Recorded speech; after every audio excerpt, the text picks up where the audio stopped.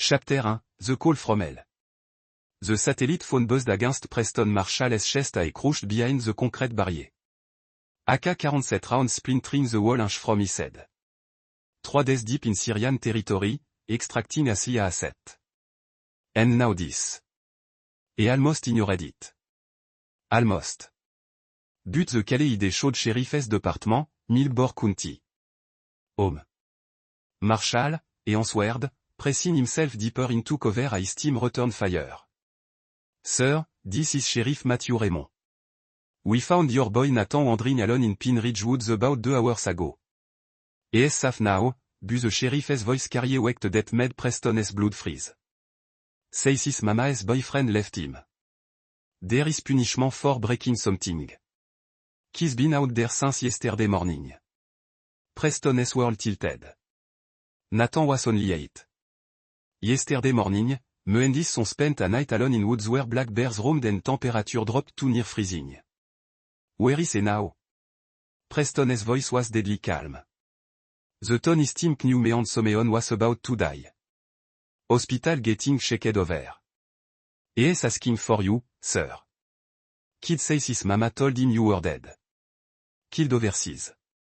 She didn't even know he was missing.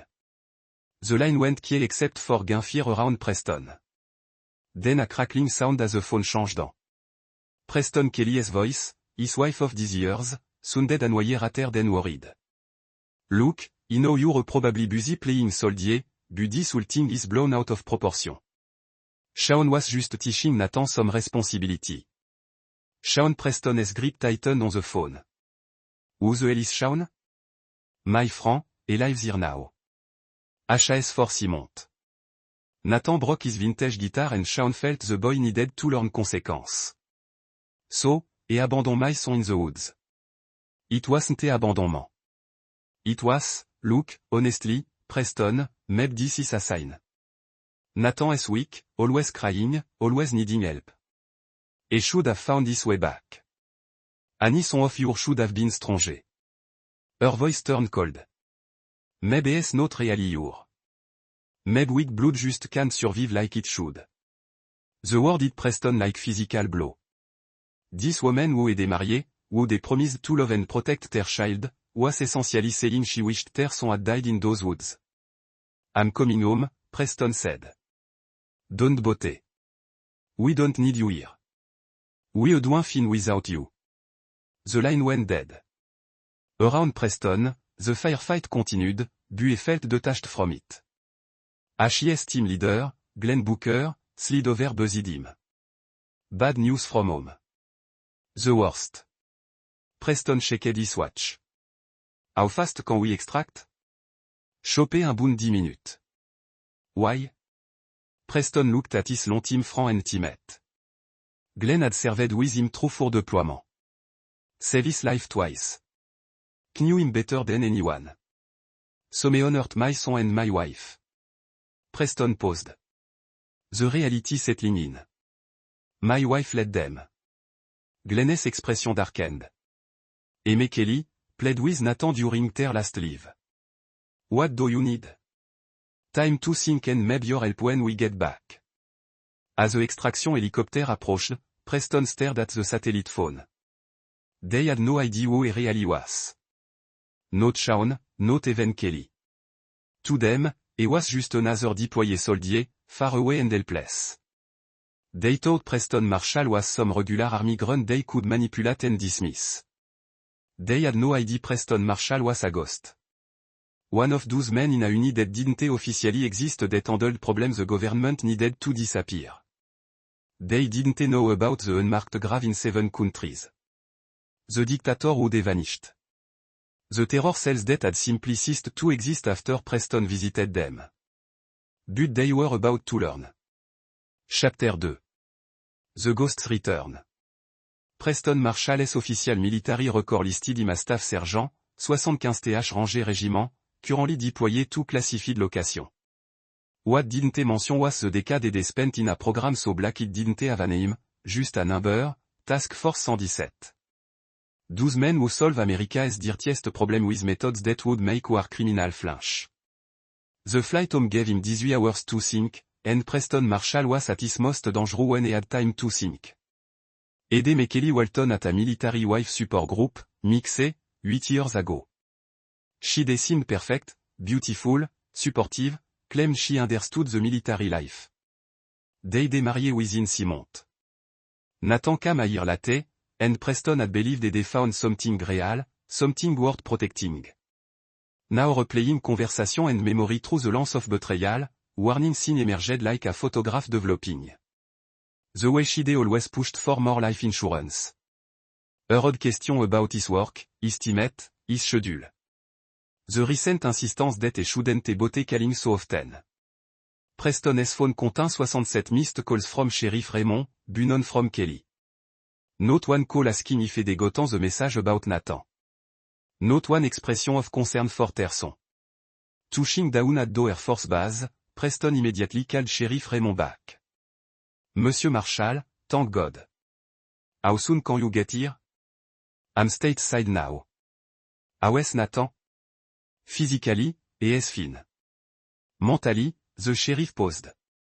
This boy has been through hell, not just the woods incident. Sir, I need to ask you some questions about your home situation. 2 hours later, Preston sat across from Sheriff Raymond in the Millbrook County Sheriff's office. Nathan was in the next room being cared for by a victim's advocate.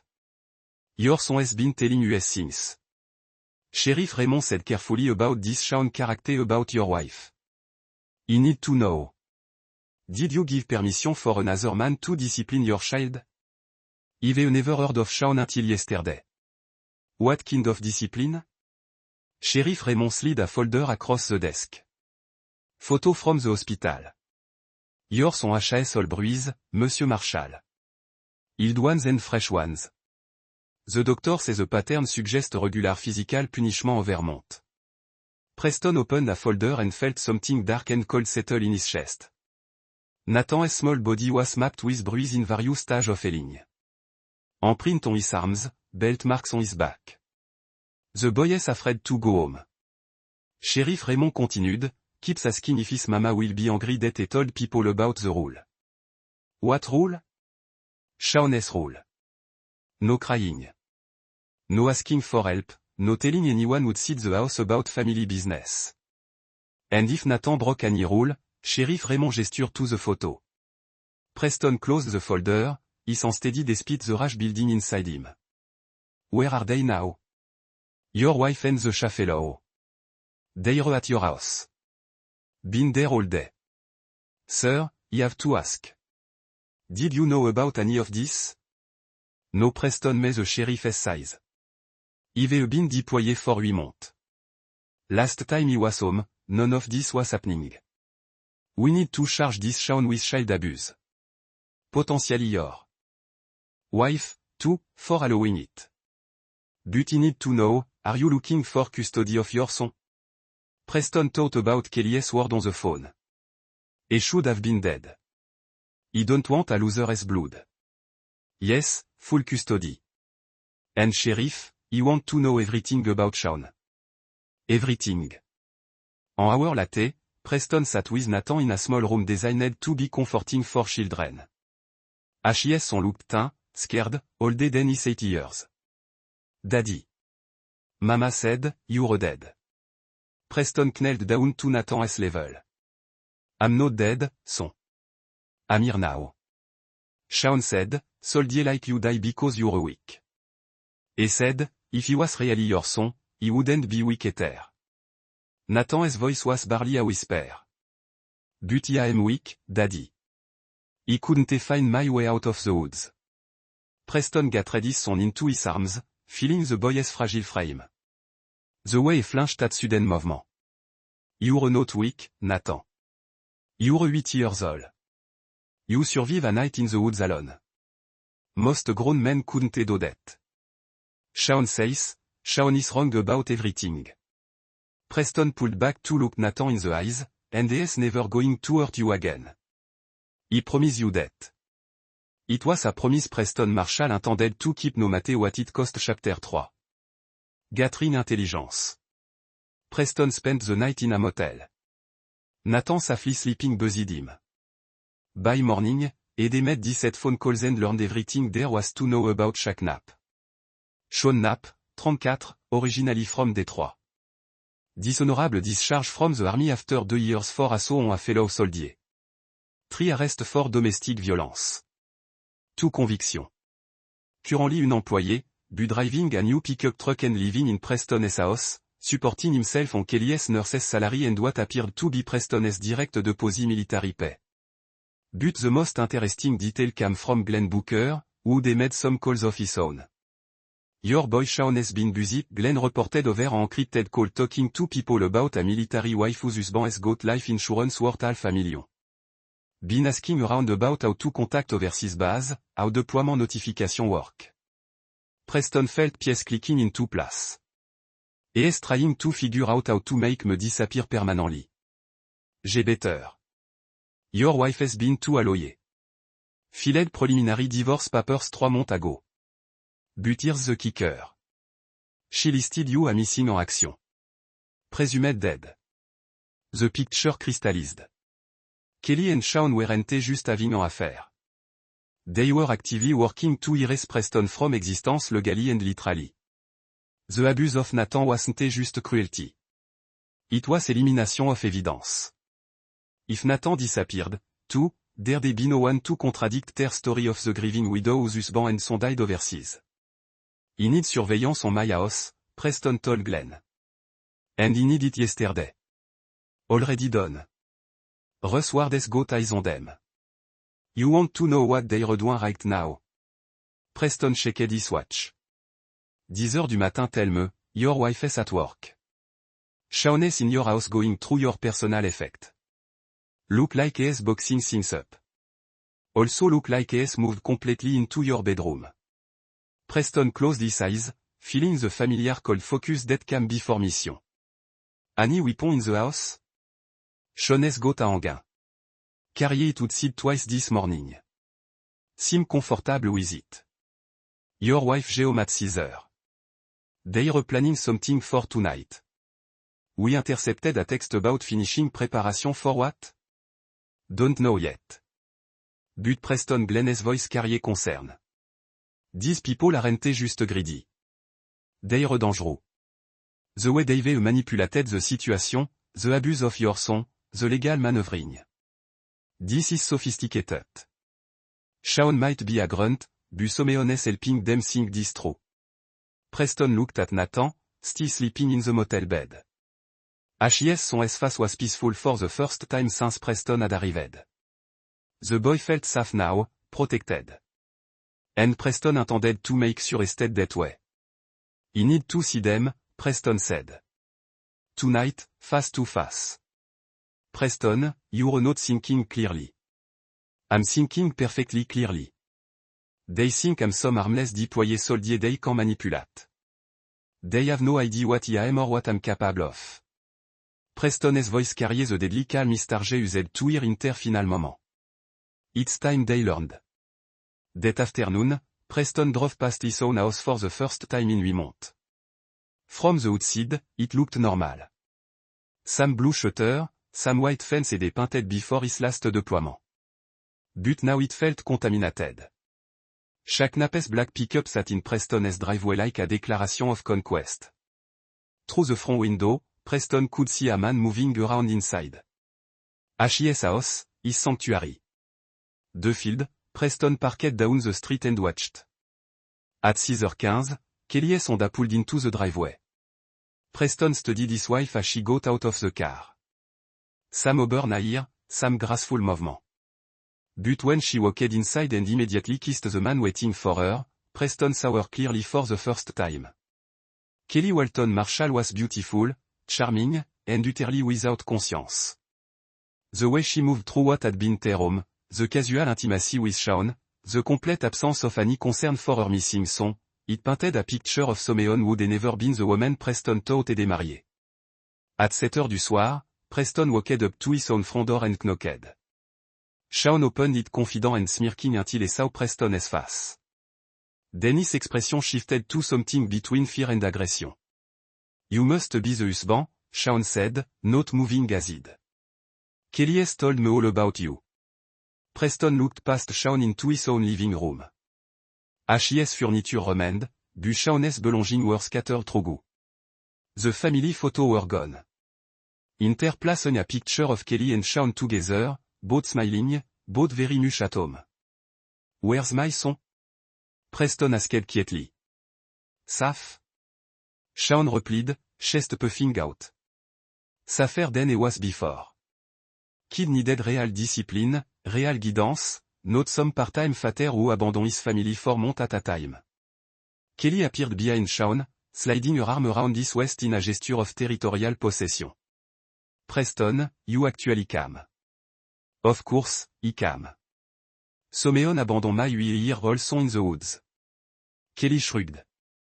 Nathan needed to learn consequence. In the real world, weakness you killed. Preston studied their face, Shaun's aggressive smugness, Kelly's cold indifference. These people had tortured his child and felt no remorse. Had planned to erase Preston from existence and felt entitled to do so. Can he come in? Preston asked. This is still my house. Shaun blocked the doorway. Actually, it's not. Kelly's filing papers. This is her house now. Her choice. Who lives here? And you chose him, Preston said to Kelly. He chose a real man, Kelly replied. Someone who is here. Someone who can provide real security, real leadership, not some weekend warrior playing soldier. Preston smiled. The smile that had been the last thing this man had ever seen. You think I'm playing soldier? Something in his tone made Shaun step back slightly, but Kelly seemed oblivious to the danger. He know exactly what you are, Preston. A disappointment, a failure à husband and father.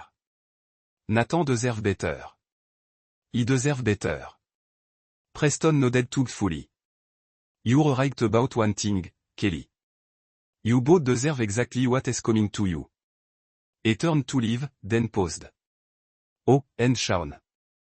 You might want to sleep with one eye open. The real world you mention. He owned it. A Preston walked away, he heard the door slam behind him. But he also heard Shaun's voice sharp with new fear. Kelly, what did you tell me about his job? Exactly. What does he do overseas? Preston smiled again as he got in his car. Let them wonder. Let them worry. The hunt had begun. Chapter 4. Building the web. Preston Marshall hadn't survived a decade in the world's most dangerous place by being impulsive. Revenge was like any other operation. It required intelligence, planning, and precise execution. From his motel room, Preston established a command center, 3 laptops, encrypted communication gear, and a secure connection to resources that didn't officially exist. By morning, he knew more about Shaun Knapp and Kelly Marshall than they knew about themselves. Shaun's finance told an interesting story. Despite being an employee, he made significant cash deposits over the past 6 months, always under the $10,000 reporting threshold. Always in different branches. HIS new truck was purchased with cash. Soar several expensive gift for Kelly. Someone's bankrolling him. Glenn observed over their secure connection. Question is who? Preston pulled up Shaun's phone record. Look at this pattern. Sam number called him every Tuesday and Friday for 4 months. Call stopped 2 weeks ago right around when the abuse of Nathan escalated. Glenn noted maybe Shaun was getting paid to play house. And when the money stopped, he got frustrated. The number traced to a disposable phone, but Preston had resources beyond normal law enforcement. Within 6 hours, he had a name. Donald Clark, former Army Military Intelligence, dishonorably discharged for selling classified information. This J. Deeper. Preston told Nathan that afternoon they sat in the hospital cafeteria. The boy was staying another day for observation, which gave Preston time to work. Daddy, are you really going to make them go away? Nathan asked quietly. Preston knelt down to his son's level. Nathan, some people in this world are bad. They hurt others and don't feel sorry about it. When someone hurt my family, he makes sure they can't hurt anyone else ever again. Like a superhero. Preston considered this something like that. But superhero have rule. He don't. That evening, Preston paid a visit to Donald Clark's apartment in Richmond. Clark answered the door expecting someone else. His face went white when he saw Preston. You were supposed to be dead, Clark stammered. Funny thing about that, Preston said, pushing past Clark into the apartment. Turn out your boy Sean's not at all I thought. Clark's apartment was a mess of conspiracy theory, surveillance equipment, and anti-whiskey bottle. On the kitchen table lay a floor plan of Preston's house, detailed note about his deployment schedule, and most damning of all, a life insurance policy application with Preston's forged signature. Let me guess, Preston said, studying the document. You convince lonely military wife that their husband are expendable. Sean move in, establish a relationship, then arrange an accident overseas. The wife collect insurance money. You take a cut. Clark's silence was confirmation enough. How many times have you done this, Donald? He want a lawyer. Preston looked. A sound completely devoid of humor. You think this is a legal proceeding? You conspired to murder a federal operator and abuse his child. This isn't a courtroom, Donald.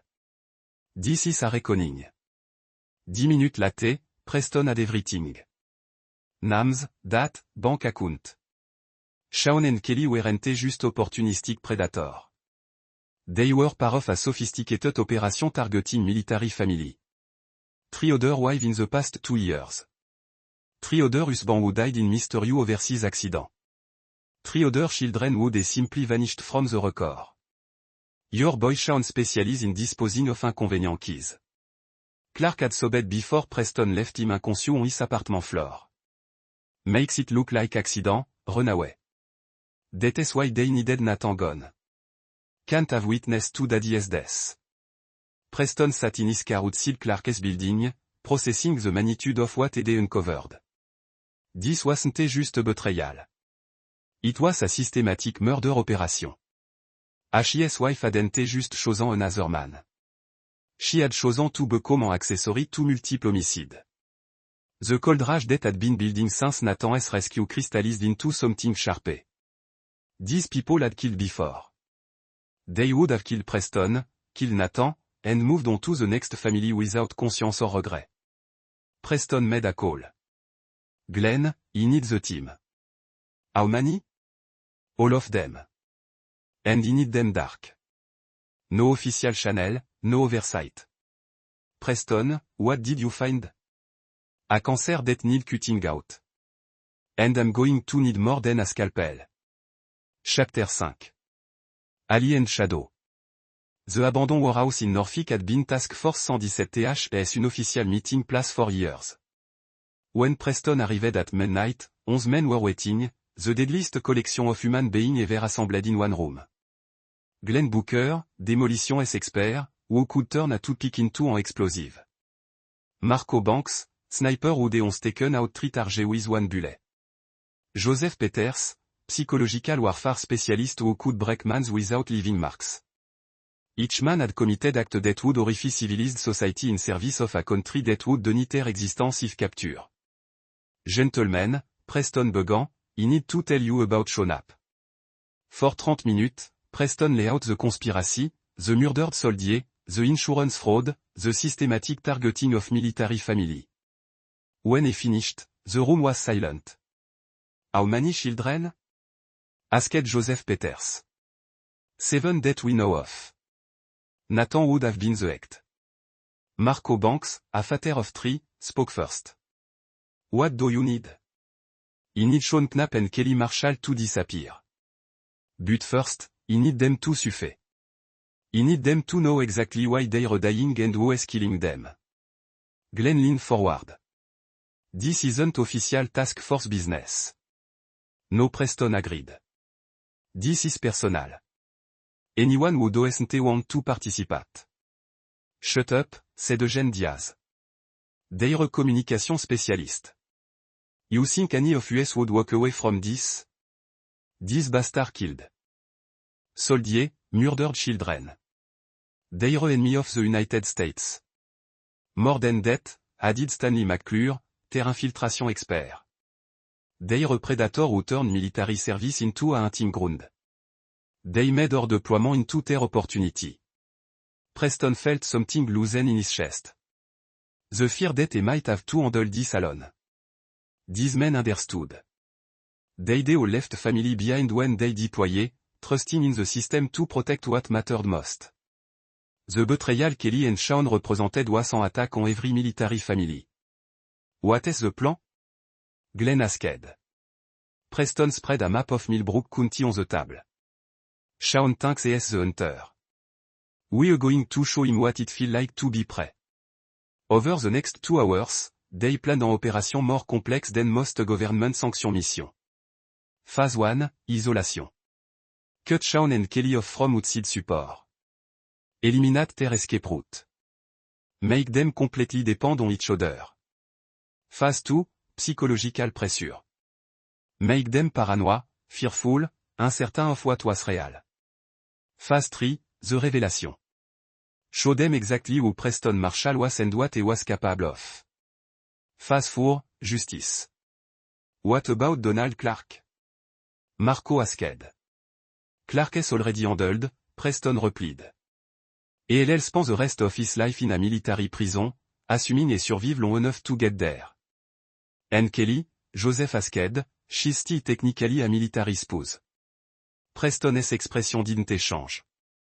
Kelly forfeited any protection when she conspired to murder her husband and child. She's an enemy combatant now. The team dispersed at dawn, each man with specific assignment. Preston returned to the hospital to find Nathan awake and asking for breakfast. Daddy, are the bad people going away now? Very soon, son. But first, we need to make sure they can never hurt anyone else. Other kids like me. Preston nodded. Other kids exactly like you. Nathan considered this with a seriousness only children could bring to complex moral questions. Good. They shouldn't hurt kids. That afternoon, phase 1 began. Shawn's new truck developed engine trouble on its way to the store. Sugar in the gas tank, courtesy of Russ Ward's midnight visit. Shawn's bank account suddenly showed suspicious activity triggering fraud investigation. Eugene's expertise with financial system. Kelly's nursing supervisor received an anonymous tip about drug theft. False, but enough to trigger an investigation that would keep her busy. By evening, Shawn and Kelly were stranded at Preston's house, cut off from money and transportation. With Kelly facing suspension from work pending investigation, Preston watched from across the street as Shawn passed angrily in the living room while Kelly sat at the kitchen table talking rapidly on her phone. Even from a distance, Preston could read their body language. Stress, fear, the first crack in their confidence. HES phone buzzed with a text from Glenn. Phase 1 complete. They retrapped. Preston tipped back. Begin phase 2. Chapter 6. The pressure mount. The psychological campaign began at 3 heures du matin. Kelly woke to the sound of Nathan crying, his voice coming through the baby monitor they kept from when he was younger. But Nathan was safely sleeping at the hospital mile away. Eugene's voice modulation equipment could replicate any sound, and the boy's cry showing through the dark house sans Kelly stumbling through rooms, searching for a child who wasn't there. Shawn found her in Nathan's anti-bedroom, shaking. He heard him, she whispered. He was crying for help. There's no one here, Shawn snapped, but Preston could see through the surveillance camera that the man was rattled, too. The next night, Shawn's laptop displayed photo of Preston in full tactical gear, face painted forward, holding weapon that weren't in any public database. The photo vanished when Shawn tried to save them, but the message was clear. You have no idea who you're dealing with. On the third night, Kelly's phone rang every hour from Nathan's number. The boy pleading for his mommy to come find him in the woods, lost and scared. When Kelly tried to call back, the number was disconnected. By day 4, they were barely speaking to each other. Shawn had started drinking heavily. Kelly jumped at every sound. The surveillance camera showed them shaking block obsessively, looking over their shoulder, arguing in harsh whisper. They're breaking, Glenn reported. Kelly tried to leave twice. Her car won't start. Shaun called 3 different mechanics. None will come out to the house. How is their communication with outside? Severt. Shaun's phone only get calls from number we control. Kelly has been suspended from work. Their internet rand only cut out. They're completely isolated. Preston felt a cold satisfaction. Shaun and Kelly were experiencing a fraction of what Nathan had endured. Fear, helplessness, the knowledge that no one was coming to help. On day 5, Preston made his move. He arrived at the house in full daylight, wearing his dress uniform with every ribbon and medal earned in a decade of classified operation. He knocked politely on the front door. Shaun answered, haggard and suspicious. His eyes widened when he saw Preston. Note the uncertain husband from their last meeting, but a decorated special operation soldier whose very bearing radiated lethal competence. We need to talk, Preston said calmly. This time, Shaun stepped aside immediately. Kelly emerged from the kitchen, stopping short when she saw Preston. You look different. I am different. Preston sat in his own living room like a conquering general. Tell me, Kelly, what did you think he did overseas? Infantry. Regular army stuff. Preston smiled. I've never been regular army. For the past 10 years, I've been part of a unit that doesn't officially exist. We handle problem that require permanent solution. Shaun found his voice. You're trying to scare us. No, Shaun. I'm trying to educate you. Preston leaned back casually. Do you know how many people I've killed? The question hung in the air like smoke. 17 that he killed personally. 100 more that died because of operation he planned or led. Men who thought they were untouchable. Men who thought they could hurt innocent people without consequence. Kelly's face had gone pale. Preston, you're scaring me. Good. You should be scared because you and Shaun have been planning to murder me and my son. And in my world, that makes you legitimate target. Shaun jumped up, reaching for the gun Preston knew he kept in the kitchen drawer. He was fast, but Preston was faster. Before Shaun could clear the doorway, Preston was behind him, one hand controlling Shaun's gun arm, the other pressed against his carotid artery. Sit down, Preston said quietly, and Shaun's leg gave out as Preston released pressure on his throat. Kelly was frozen, watching her love collapse like a broken toy. Here's what is going to happen, Preston continued conversationally. You're going to tell me about Donald Clark, about the other family you've destroyed, about the children you've murdered, and then you're going to beg me for a mercy you never showed them. Shaun coughed, gasping for air. We never killed any kids. No. Preston pulled out his phone, showing them crimson photo from Donald Clark's field. 7 children, Shaun. 7 babies who had the misfortune of being inconvenient to your operation. Kelly stared at the photo, her face cycling through shock, recognition, and finally understanding. Oh God. Oh God. Shaun, you told me they were just a relocation. You said the keys went to relative. Shut up. Shaun snarled, but his authority was gone. He was no longer the confident predator who dominated Preston's home. He was prey and they knew it. Preston sat back down completely relaxed. Now we're going to have a conversation about justice. And Shaun Kelly, he promised you're going to find it educational. Chapter 7. Truth and Consequence. Preston had learned patience in the killing fields of 3 continents. He could wait days for the perfect shot, weeks for the right moment to strike. But sitting in his own living room, watching the 2 people who tortured his son and planned his murder, patience was a luxury and no longer needed. Shaun Preston said conversationally, tell Kelly about the Hernandez boy. Shaun's face went grey. He don't know what Preston showed him a photograph from Donald Clark's field. Miguel Hernandez, age 6, father was a marine stationed in Afghanistan. You and a woman named Tasha Anderson, your preview mark, convince his mother that Miguel would be better off with his abusive father dead. The boy was found in a drainage canal 3 weeks later. Kelly stared at Shaun with growing horror. You said you'd never hurt children. You said those kids went to foster care. He did what was necessary. Shaun snapped, but his voice cracked. Those kids would have grown up to ask questions. Would have remembered their father. It was cleaner this way. Cleaner, Preston repeated. That is what you call murdering a 6-year-old. Clean. Preston stood and walked to the window, and clasped behind his back like an officer reviewing troop. Tell her about the other, Shaun. Tell her about little Rebecca Howard, age 4. About Tommy Shane, age 8. Tell Kelly what you did to them before you killed them. Shaun's silence was sincere enough. Kelly pressed her onto her mouth, tears streaming. You're a monster, she whispered. Oh God, he helped a monster. No, Kelly. Preston turned back to face them. You are a monster. You didn't just help. You participated. You chose target. You seduced us to learn their schedule, their weakness. You've gathered intelligence on children to plant their disposal. Preston pulled out a recording device. This is a conversation between you and Donald Clark recorded 3 weeks ago.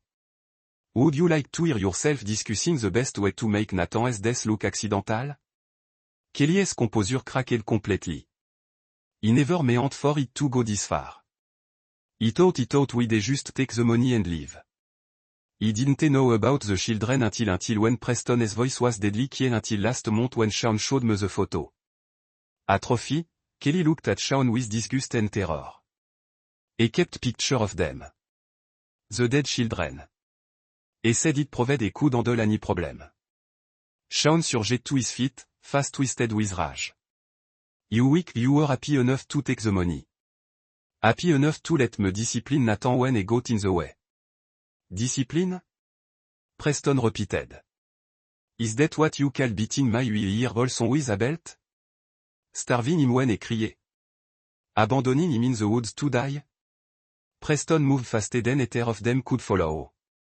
His fist connected with Shaun's solar plexus, dropping the man to the floor, gasping for air that wouldn't come. Let me explain something to both of you, Preston said, voice still calm. I've spent these years hunting the worst humanity has to offer. Warlord who used child soldiers, dictator who murdered their own people, terrorists who targeted schools and hospitals. But you know what? Most of them believed they were fighting for something. They had cause, however twisted. Preston knelt beside Shaun, who is still struggling to breathe. You don't even have that excuse. You kill children for money. You torture my son for fun. You're worse than terrorist, Shaun. You're a parasite. Kelly found her voice. Preston, please. He know he don't deserve mercy, but he was manipulated. Were you manipulated when you told the sheriff my son should have died in those woods? Preston's eyes never left her. Were you manipulated when you filed false death papers to steal my life insurance? Were you manipulated when you watched Shaun beat Nathan and did nothing to stop it? Kelly had no answer. Preston stood shaking his watch. In 15 minutes, the local police will receive an anonymous tip about suspicious activity at this address. They'll find Donald Clark's file, evidence of the murder conspiracy, and proof of child abuse. Shaun will be arrested on multiple charges. Shaun managed to gasp outward. What about her? Kelly has a choice to make. Preston looked at his wife. For my wife. He corrected himself. The woman in front of him was a stranger wearing a familiar face. She can run. She has 15 minutes to disappear forever. New identity, new life. Constant fear that one day he'll decide she's too much of a loose end. Or, Kelly whispered, or she can stay and face justice. Prison for conspiracy, child endangerment, insurance fraud. Maybe 20 years if she cooperate against the large network. Kelly looked between Preston and Shaun. Understanding dawning, you relating me shows. I'm giving you more mercy than you ever showed Nathan. More than you showed those 7 dead children. Shaun struggled to his knees. You can do this. You have rights. Preston's logo was like breaking glass. Rights? You think this is about legal rights? He knelt down to Shaun's level. This is about consequence. For these years, I've been the consequence for people who think they're above accountability. Preston pulled out his phone and showed Shaun a video. Surveillance footage from the warehouse where 7 bodies were being prepared for transport to a remote burial site. Every person who participated in your network is already dead. Shaun, Donald Clark, your financial backer, the other women who played Kelly's role in preview operation. All of them dead. You were the last one alive. Shaun's face went white. You murdered them. He executed war criminal. Preston corrected people who targeted American service members and their family. In my world, death is an act of war. The sound of approaching siren filled the air. Preston checked his watch again. Time's up. Kelly. What is your choice? Chapter 8. The final hint. Kelly ran. Preston had expected she would. Despite everything, the evidence of her complicity, the recording of her planning Nathan's death, the cold calculation with which she betrayed her own family, Kelly still believed she could escape consequences through manipulation and self-preservation. Shaun, handcuffed and loaded into a police car, screamed threats and accusations as the vehicle pulled away. But his words were meaningless now. The evidence against him was overwhelming, and his association with the murdered members of the conspiracy would ensure he never saw freedom again. Preston stood in his driveway, watching the police process what had been his home. It would never be home again. Too much blood had been spilled here. Too many lies had taken root. And Nathan would start fresh somewhere else. But first, Preston had one last target to acquire. Kelly had a 3-hour head start. But Preston had advantage she couldn't imagine. Satellite surveillance, facial recognition networks, financial tracking system that could trace a dollar bill to OTS last transaction. The United States government had spent billions developing way to find people who didn't want to be found, and Preston had access to all of it. She made it afar à Jacksonville before he cocked up. The motel was typical of place people went to disappear, pay by cash, no question asked, clientele that minded their own business. Kelly had checked in under a false name, but Preston's facial recognition software had spotted her at a gas station 6 miles away. He knocked on her door at midnight. Hello, Kelly. She'd been sleeping, but snapped awake at his voice. Through the tin motel door, he could hear her moving. Probably looking for an escape route that didn't exist. Preston, how did you find me? The same way he found the other. The same way he'll always find you, no matter where you run. The door opened slowly. Kelly looked haggard, older than her 32 years. Fear had aged her in way that makeup couldn't hide. He chose to run, she said. You said he could run. He said you could try. Preston stepped into the small room, noting the single bag, the map spread on the bed, the desperate planning of someone who finally understood the magnitude of her situation. But Kelly, you misunderstood something fundamental. What? He was never going to let you go free. You participated in the murder of 7 children. You tortured my son. You tried to have me killed. Preston's voice was conversational, almost gentle. Did you really think he'd just let you disappear to do it again to some other family? Kelly backed against the far wall. You said he had a choice. You did. Prison or running? Both in the same way with you paying for what you've done. He was manipulated. Shaun convinced me. Stop. Preston's command cut through her excuse like a blade. I've heard your phone calls with Donald Clark. I've read your text message planning Nathan's death. I know about the insurance policy you researched. The lawyers you consulted about inheriting my military benefit. Preston pulled out a chair and sat down completely relaxed. You weren't manipulated, Kelly. You were recruited. Someone identify you a person with no conscience, no maternal instinct, no capacity for genuine love. Someone who could watch children die and feel nothing but inconvenience. Kelly's composure cracked. That is not true. I love Nathan. You told a sheriff that your 8-year-old son should have died in the woods because a carrier loser's blood. Preston's voice remained calm, but his eyes were arctic. Those were your words, Kelly, about her child. He was upset. He didn't mean yes, you did. Preston stood towering over her in the small room. And that is why you can never be allowed to hurt another child. Kelly's eyes darted towards the window, calculating escape route. What are you going to do? Why should have done years ago?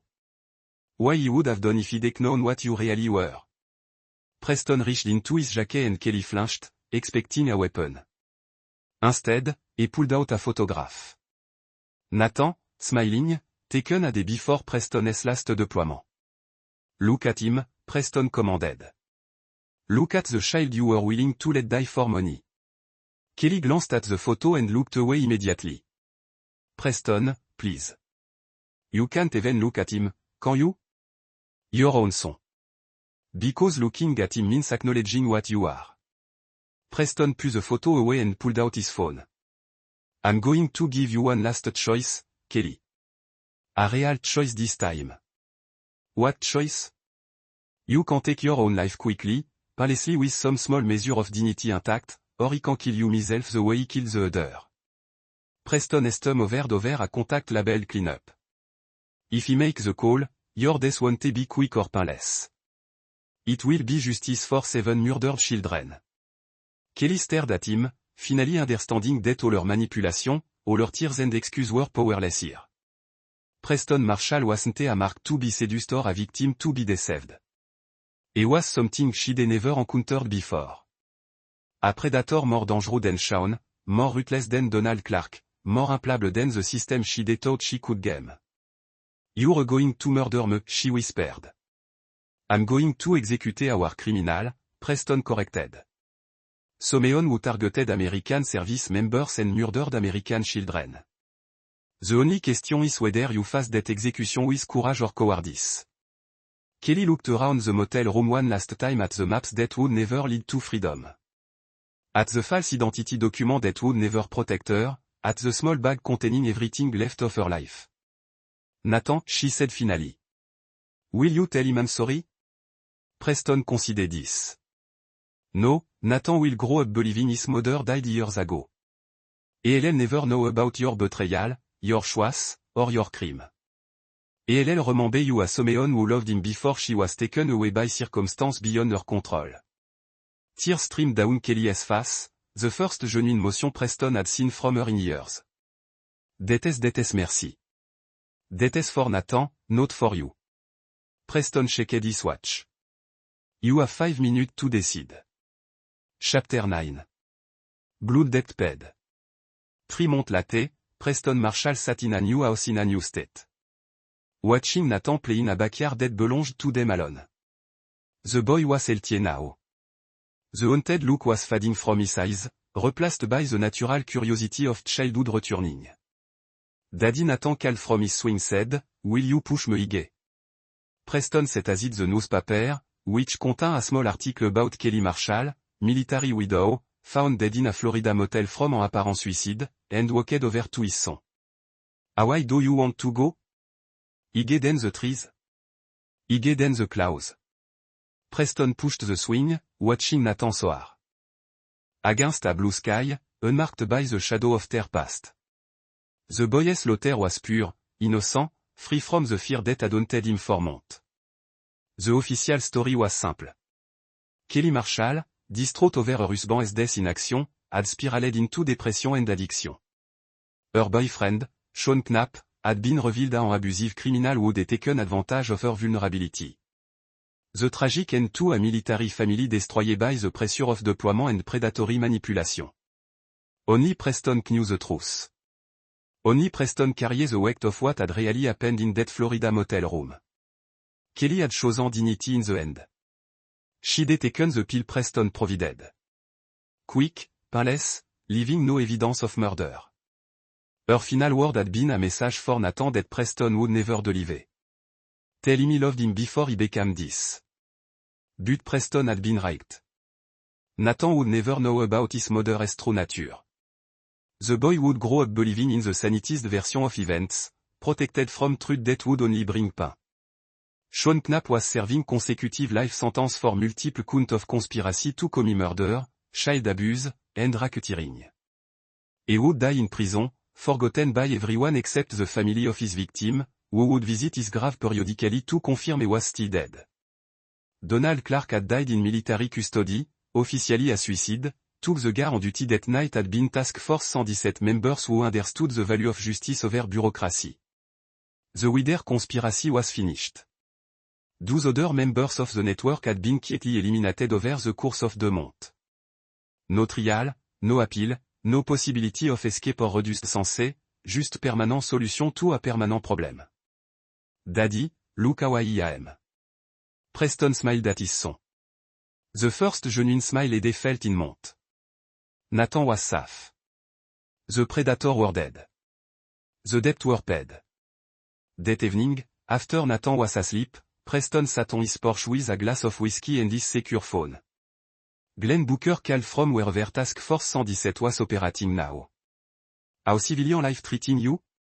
Glenn asked. Better than expected. Nathan is doing well. We both doing well. Any regret about leaving the team? Preston considered this. Eddie submitted his resignation the day after Kelly's death, choosing to become a full-time father rather than continue a career that had cost him so much. None. My worries over, Glenn. He fought the only battle that ever really mattered. The one for your son. The one for my family. Or what is left of it. Glenn was quiet for a moment. For what it's worth, Preston, what you did, it was justice. Those people were predators. They would have killed again. Preston watched stars emerge in the darkening sky. But it wasn't about justice, Glenn. It was about consequence. For these years, I've been teaching people that action have consequence. Sometimes the lesson is the last thing they ever learn. And now I teach Nathan how to ride a bike, how to throw a baseball, how to be strong without being cruel. Preston finished his whiskey, how to be the kind of man who protect instead of destroy. Think you'll ever come back to the team? Preston looked through the window at Nathan's room where nightlight kept the darkness at bay and stuffed animals stood guard against nightmares. No, I've got a different mission now. One that matters more than anything I've ever done. After the call ended, Preston walked through his new house, shaking lock and security system with the thoroughness of a man who knew how easily safety could be shattered. But these weren't the paranoid preparation of someone living in fear. They were the careful precaution of a protector safeguarding what mattered most. In Nathan's room, Preston adjusted the boy's blanket and kissed his forehead. Nathan stirred slightly, muttering in his sleep. Not the terrified whimper of months past, but the normal murmurs of childhood dream. Sleep well, son, Preston whispered. The monsters are all gone now, and they were. Every last one of them. Preston Marshall had spent a decade hunting evil in the darkest corner of the world. But the greatest evil Eddie ever faced had been sleeping in his own bed, sharing his own name, threatening the one person who mattered more than life itself. That evil was dead now, buried and forgotten, erased from Nathan's future at Torugli if it had never existed. For the first time in years, Preston Marshall slept peacefully through the night, knowing that justice had been served, and his family was safe. Some debt could only be paid in blood. Some monsters could only be stopped by big monsters, and some father would burn the world to protect their children. Preston Marshall had done all three and felt no regret for any of it. The war was over. He had won. And there you have it. Another story comes to an end. What did you think? I'd love to hear your thoughts in the comments below. If you enjoyed this story, consider joining our community by subscribing.